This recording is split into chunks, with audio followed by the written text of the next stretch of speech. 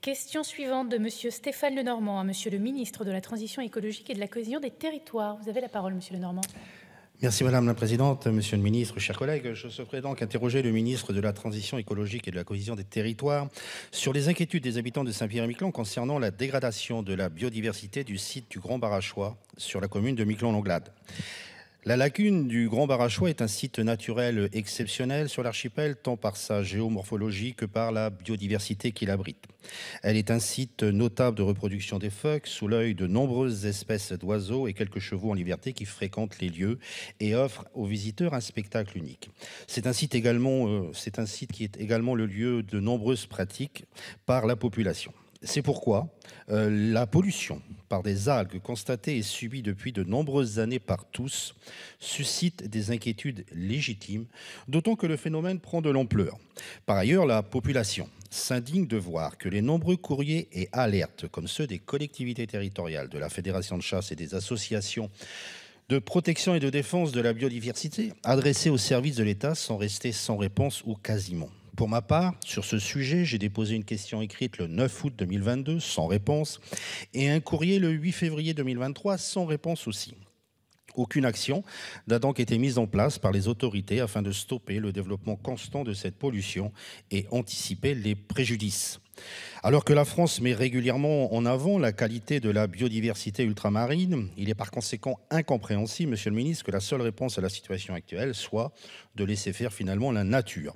Cela est ressenti là-bas chez nous comme un aveu d'abandon, alors qu'il existe des solutions techniques. C'est pourquoi tous les acteurs concernés souhaitent connaître à la lumière des résultats des études confiées ces dernières années à Ifremer ou encore au BRGM, les préconisations de celles-ci et les mesures envisagées par l'État pour enrayer la disparition annoncée d'un joyau de l'archipel et plus généralement de la biodiversité en Outre-mer. Le président de la République a décidé de faire de la lutte pour la préservation de l'environnement le cheval de bataille de son second mandat, Monsieur le Ministre. Pour les concitoyens de l'archipel, sans trop y croire, ils attendent tout simplement des actions concrètes plutôt que de grands discours. Merci. Merci, Monsieur Lenormand. Monsieur le ministre, vous avez la parole.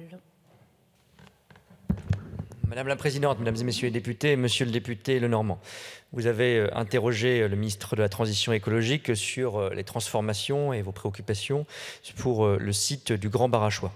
Je tiens à vous assurer de l'engagement de l'État pour la conservation des écosystèmes et des espèces de lagunes de mer qui sont prioritaires au regard de leur rôle écologique essentiel. Les services de l'État sont mobilisés depuis plusieurs années pour le site du Grand Barachois. Depuis 2020, pour rappeler quelques-unes de ces actions, la DTAM a mis en place un protocole de suivi de l'herbier de Zoster, pilier de cet écosystème, afin de mieux connaître le fonctionnement de l'herbier, d'identifier d'éventuels changements ou perturbations qu'il pourrait connaître et de fournir des informations précises, documentées sur les conséquences de la prolifération d'algues filamenteuses. En outre, le préfet a saisi récemment le Conseil scientifique territorial du patrimoine naturel de Saint-Pierre-et-Miquelon. Une étude est en cours pour envisager une valorisation des algues si possible. En tout état de cause, l'administration territoriale de la santé, dans le cadre du suivi des eaux de baignade, n'a constaté à ce stade aucune contamination bactérienne et pas de dérive nitrate, nitrite, orthophosphate. Les recherches réalisées à la demande du préfet n'ont pas révélé aujourd'hui de dégagement d'hydrogène sulfuré dans les émanations des algues. Une rencontre complémentaire dédiée au partage des connaissances entre les organismes, les instances scientifiques, les usagers a été organisée au printemps 2023, je crois reportée de quelques semaines en raison des difficultés climatiques récentes. Comme d'autres secteurs de l'archipel, le Grand Barachois est touché directement par les effets du changement climatique. Cela appelle, vous avez raison, une action conjointe, renforcée de l'ensemble des acteurs pour suivre cette évolution, assurer la préservation de ce milieu exceptionnel, écologiquement essentiel.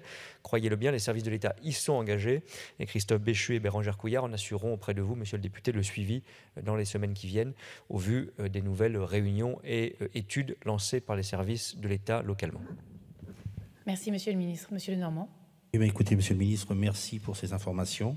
C'est une question qui me préoccupe et sachez que je serai le moustique qui ne manquera pas la piqûre de rappel pour que ce dossier avance. Merci. Merci, Monsieur.